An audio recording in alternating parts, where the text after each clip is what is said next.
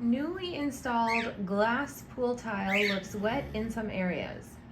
Help! We recently had glass pool tile installed during our resurfacing project. Parts of the tile look wet, but it's a permanent look, and other parts look dry. Did they install this correctly? It almost looks like water got behind parts of the tile and not other parts.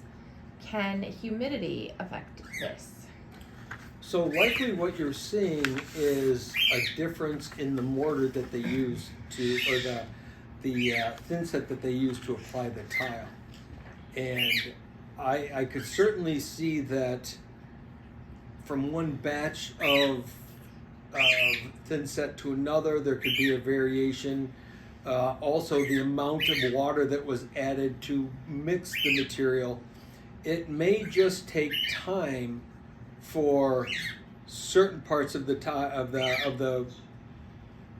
the adhesive that's holding the tile to the gunite, the concrete behind it. So that thin set, it may literally take time for that to hydrate out, and it may not hydrate out completely, because what most people don't realize is all of this is chemistry.